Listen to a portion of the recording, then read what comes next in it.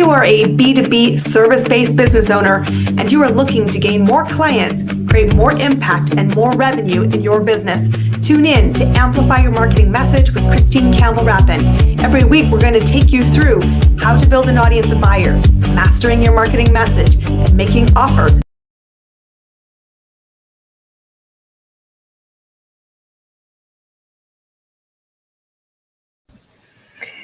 Welcome back, my friends. You may have heard three-letter acronyms left, right, and center when it comes to the world of B2B marketing.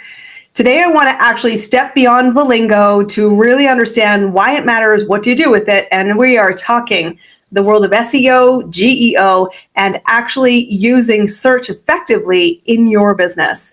Super excited to introduce you to our guest today, Mr. Rocky Pedden. He's going to bring to us his expertise and talking, what the heck is it? Why do we need to know? More importantly, does it matter at all? So welcome to the show. Super excited to have you here. Yeah, thank you for having me. Excited to be here and kind of share some of our insights and hopefully help your audience. I would love that, and I'm sure they will too. So this term GEO is pretty new for many of us, but not new for you. Why was there, first off, a need to change the name, and what the heck is the difference between these two things that we often go, feels a bit Greek to me, what's going on? Yeah, there's definitely a lot of acronyms floating around out there. And even when we're talking about like the difference between SEO and GEO, like GEO itself, like some people call it AIEO, some people call it LLMO. Like there's a lot of acronyms that kind of mean the same thing. We decided to really stick to GEO as the name because Generative Engine Optimization, it really speaks to like the goal of what LLMs are in terms of generating responses and answers. And we just found that like that seemed to be what most of the people in the industry started calling it. Mm-hmm. So that's the one we went with. And yeah, it's just become, obviously over the last, I would say 9 months in particular, but really the last year, it's just become like really important to understand more and more as it continues to eat into traffic and how people can be successful with their organic marketing strategy and how that might need to shift a little bit in 2026 and beyond. I want to talk about this early adopter because you're right. The language is super confusing to us because I said I've heard it called a lot of things, and I don't think we're all still on one language, but we're talking generative search, which means a user is asking a question and something else is spitting out a response. And often when we live in the world of business, we think the marketplace is the early adopter as a whole. Entrepreneurs are game to be an AI. We're game to have conversations about how do I adjust my marketing investments differently, because of course we're responsible for getting our businesses and our clients' businesses found. But do you think that the world outside of the early adopter is really on board with this? And if so, why have they started to really realize they too can't be left behind?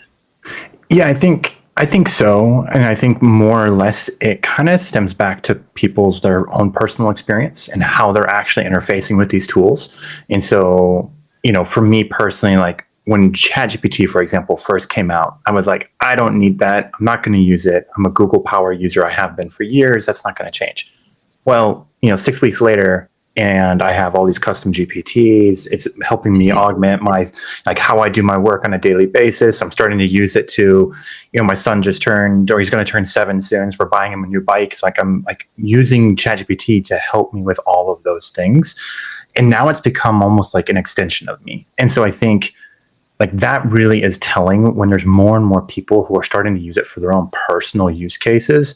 That kind of really starts to make it necessary from a business perspective to incorporate it into our marketing strategy and make sure that we're paying attention to it. Because what we want to avoid is, similar to when the transition from the yellow pages to SEO happened.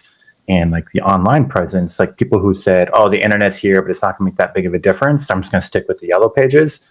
They really got left behind. And we want to avoid that. And that's what we are helping our clients with, is understanding what it looks like in the marketplace, what's happening with their competitors, and identifying when that move might happen for their industry. Because it is different industry by industry is what we're seeing. But There's a lot of things that you can do with your existing strategy with SEO, like the Venn diagram overlap of good SEO to good GEO is pretty substantial. And so if you have a solid SEO foundation, GEO is going to be relatively simple to make nuanced changes to.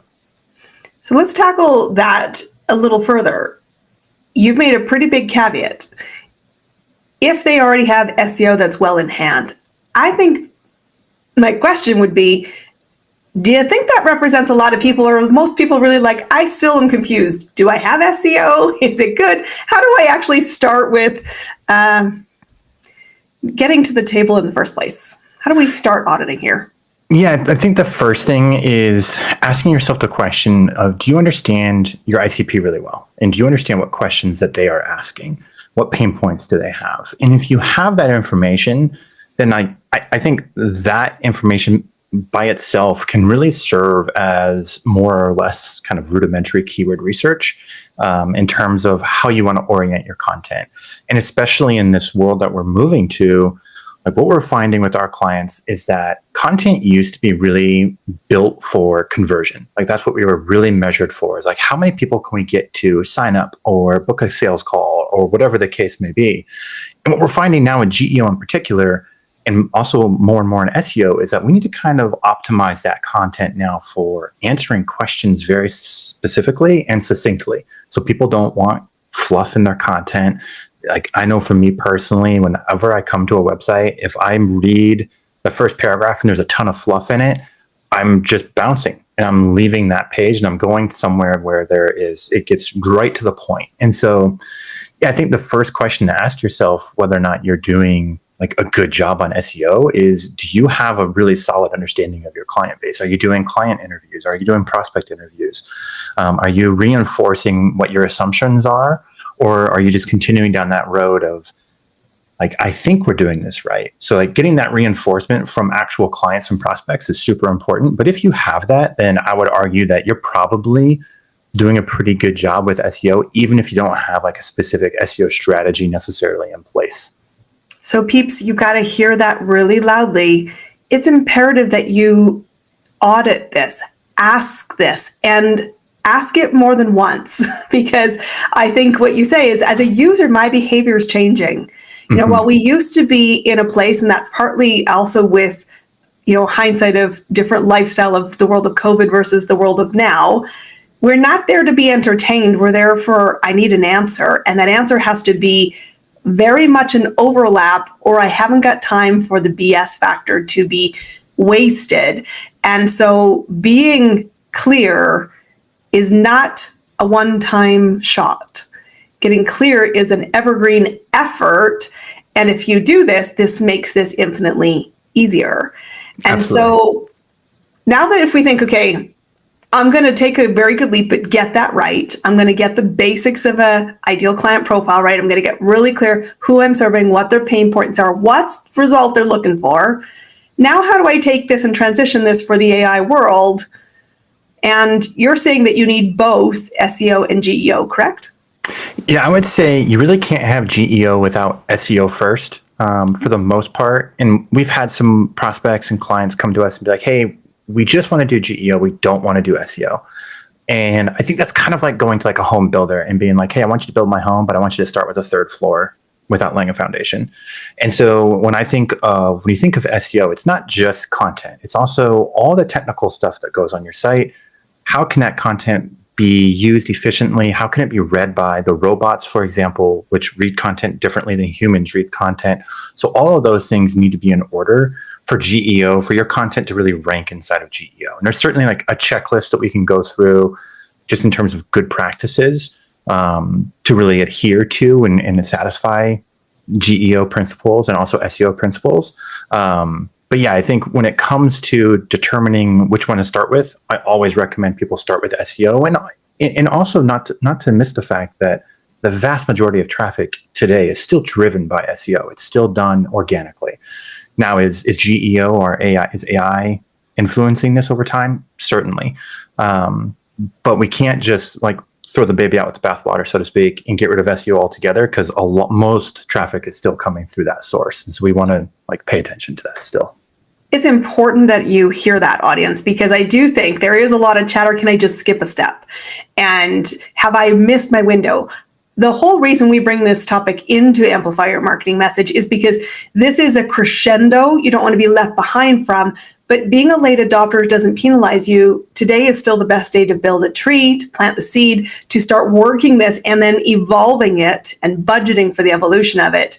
And you say that there are some differences, obviously, in how people search with industries, with different patterns. A lot of our audience is building, I would say, not a traditional bricks and mortar business. There are certainly some elements to that. But how relevant, because SEO used to be thought of as, if I wasn't down the road in plumbing, I didn't need geographic SEO. But do you think, as any business, we need SEO, and should be there things we think about from a priority point of view differently? So I think I'm picking up what you're putting down.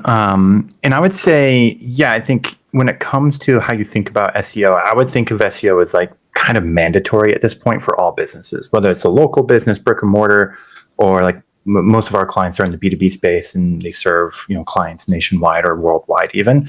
And so when it comes to that strategy, like, yes, I would say mandatory to have SEO at this point. And then to, like you were just saying, think of this as laying the foundation. And over time, as you're understanding your ICP better, understanding their pain points better, as your product or your service evolves, that too should obviously influence your marketing and where your evolution comes from for yourself. And eventually moving into, as your market moves into using AI more, you should also move into AI more, and ideally make that move maybe a little bit before them, so that as they're changing their priorities, you're already showing up in those places where they are like shifting their user behavior. So I think I got to the crux of your question, but You maybe. did. Okay, cool. Thank you. Yeah. When you look at what your services do, so you run a business called Revenue Zen, and you help people with both aspects, right? The SEO and the GEO. When you approach a brand new business who goes, I don't really know what I've got, or I've got something, but I don't know if it's effective, where do you start to build a cohesive strategy so that you can, gain ground today, but lay, as you say, solid foundations for what is coming in a crescendo? Yes, we do a lot of like maybe what traditional SEO agencies will do. So keyword research is still really important, but on top of the keyword research, we'll layer in kind of like GEO keyword research, more or less. And so understanding how people are interfacing with GEO systems and LLMs, because it's a lot different than how they search with Google. On Google, we've been trained over the last 25 years or so to essentially transition to this point where we're using kind of broken keywords in our language with Google to get to the answers that we want, because we understand how Google works and we know how to game that system. With LLMs, people are much more human in their interactions. And so those phrases and queries that they're putting out there are really long-tailed oftentimes. And so the query becomes very complex. And that's why when you're thinking from a content perspective, you need to be able to answer a lot of questions that are direct inside those LLMs, but then also related questions inside that field. And so when they come to us, we will start initially with understanding like what those queries are, and there's tools that can help us do that. And like, even if folks don't work with Revenue Zen, I'd recommend something like a Scrunch AI or a Peak. Those are examples of tools that people can dive into and get some insights in terms of not only how they rank inside of these LLMs and for these queries, but also how their competitors are ranking. Is that something for us that's really important to understand, is what are your competitors doing? Because ultimately, we all know SEO game, keyword rankings and showing up on page 1 versus page 2, what goes into that partially is what are your competitors doing? What long tail keywords can you try to go after that your competitors aren't going after right now? And from there, once we have that understanding, then it's finding a way to get the insights from your team into your content. And the reason I say that like that way is because specifically what we do is we interview our clients for every piece of content that we're producing for them. And that satisfies the EEAT principles from Google, and making sure that we're really drawing in the expertise from our clients directly. And that makes that piece of content really unique. And it's not going to be replicatable anywhere else on the internet, ideally. That's what we're going for. So we start with those core principles, understanding their website, understanding their business, their ICP, and then going into some of the more traditional audits and technical focus aspects of SEO. And once we have all that in place, then it's content production. And then how do we get more brand mentions? It's not just backlinking anymore. It's, do you have research articles that you have produced, like deep level research that's really unique again in the marketplace? Do you have meaningful ebooks or white papers? Do you have these other assets that can be really thought leadership forward? And that's really what we want to be putting into distribution channels and getting people engaging with, and again, building that universe around our client's brand to really position them as the thought leader, the authority, the trusted resource, because then everything will flow ideally through their bottom of funnel content and ends up leading to people booking calls or asking for a demo. What I find so fascinating about the world of AI for, I'm going to say, the emerging entrepreneur, so those in the first million, which is, primarily clients I personally serve in our business. What is so fascinating is, we saw a pattern where people would jump into AI because they're like, I don't want to create content. I want AI to create it. And what it did do, of course, was aggregate and middle, and now nobody has an opinion and everything looks the same. Yes. And we know traditional search engines like Google went, I don't want that stuff, polluting our ecosystem, because we really want to serve the answers you seek. And the more detailed questions, the better.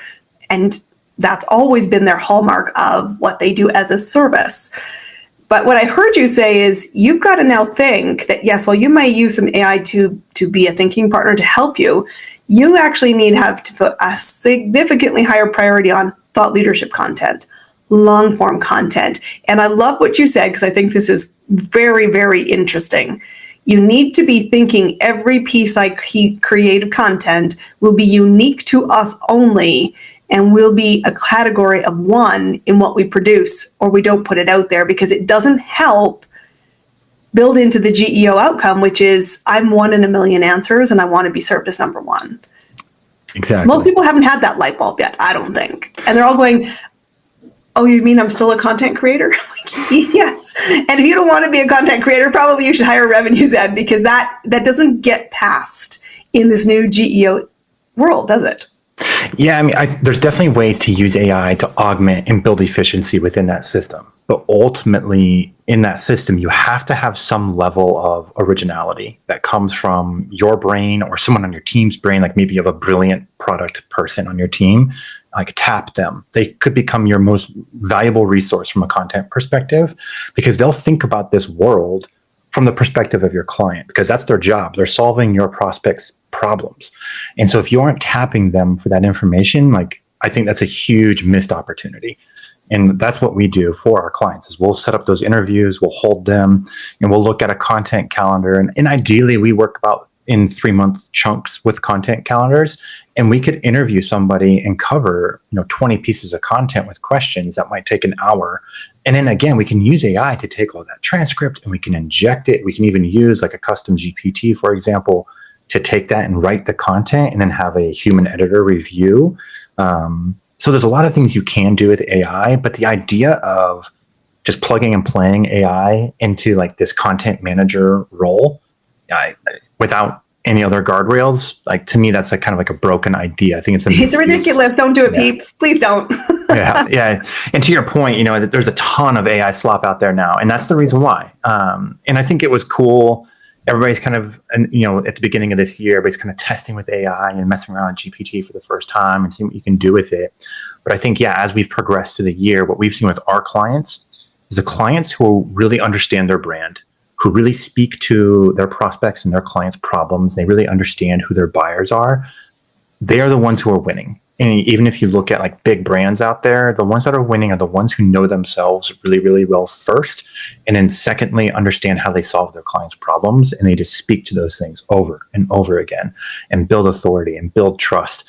And then once they have that, they're distributing all of that content in all the places where their clients or their prospects exist, whether it's Reddit or LinkedIn or Facebook or the blog or YouTube Shorts. They're taking that content and they're putting it out in the universe. So original content isn't going anywhere, and it is going to be critical as you think forward to build in that crescendo, to be able to say, we are unique in this marketplace. And guys, to me, I think that's personally super exciting. I love putting the human back into this. And I love that you can say it can be supported by this, and batching content still makes this effective for any emerging business owner, because we know content is essential. And when you have it in, as you said, in that omnipresent way, what it allows for people is I landed on your website. I got an answer that was really topical, really in line. I was in the right room or I was not in the right room. And from there, I start to dive into deeper content. I'm more willing to commit to reading a blog, reading a white paper, watching, being involved in an experience of something. And by the time that somebody does really connect to your unique content, guess what? They're pre-sold. They're like, yes, I'm in the right space. And conversion is high, but it's not high when you're doing generic fluff. So any final thoughts for you in terms of is there anything specifically you would look to say, this is a good job? Because I get the theory, love the concept, totally want the win. How do I know if I'm on track? I think the real key indicator certainly will just be how many conversions you're getting. And is that growing or decreasing over time? With a lot of our clients and a lot of folks out there, they've probably experienced traffic has gone down as a direct result of AI overviews. And a lot of our clients were looking at that and saying, I'm really scared about this. And our response was, don't be, because the traffic that has declined has been the traffic that was educational. And what I mean by that is their query is educational in nature. It's not transactional necessarily. And so what we want to make sure that we do with our clients is have them appear in those places where those educational questions are being answered, and whether that's AI overviews or inside LLMs directly. We just want to make sure that we're positioning them there so they're again, their brand is being mentioned and noticed. But ultimately, really what the win is going to be is if we can take 100 people who visit your site and have 10 conversions, that's way better than having 1,500 people visit your site. Even if you got maybe a couple more conversions, the conversion rate is really optimizing for that and making sure that when someone lands on your page, like you were just saying, whether they consciously say this or it's subconscious, but in their head, it's like, I belong here. I'm in the right spot. This content is written for me. This is exactly what I'm looking for. That's the response that we want to get. And so I think one of the only ways to really understand that is when people do convert, asking the direct question on the sales call, training your sales team to ask, hey, how did you hear about us? What prompt did you use? That's not going to scare anybody away, and it's going to give you a ton of insight in terms of how you're showing up, what that's looking for, and then just, again, tracking within the system. So you're usually using Ahrefs or Screaming Frog, or you're using a tool like Scrunch AI or Peak, tracking that over time and understanding the ebbs and flows of how things are shifting and changing, and then continuing to answer those questions for your prospects. I think this is an important one, guys. If you're soliciting your customers at all, you're probably, hopefully asking, where did you hear about us? But I love this additional build. Did you use AI? And if so, what prompt did you use to get here? This is a really important one, guys. And I know we don't do it, so I'm going to take that and action that on our side. And I want to ask this, I ask all my clients who come into this space who share their expertise in my network, what are you doing right now to win, to amplify your business's impact, to find your next high-paying client, the person who's going to say, I want it all. I want to get there with you, and I have a commitment to do that. What's working right now for your business? Yeah, I think the number one for us is because we show up for a lot of AI searches, and we started talking about GEO 2.5 years ago. So one of my co-founders, my business partners, he and I kind of realized, and he really was like, hey, I think AI is going to make a huge jump. And I was like, all right, great. And so we started planning for this a long time ago. But for what we're doing specifically is understanding what we've been talking about, what are the primary pain points that our customers have? And then how do we translate that to what people are going to be asking inside of these LLM tools? Because we want to show up as the first response. And I would say at least half of the sales conversations that I'm having today, they are the most curious about GEO, and they will oftentimes self-select in saying, I found you on ChatGPT, or I found you on Perplexity. And I was just searching for, B2B SEO agency. And I was like, well, the proof is in the pudding, because that's what we're trying to orient our content to. And so like specific checklist items in our content, just for the listeners, make sure you have an authorship box in your content.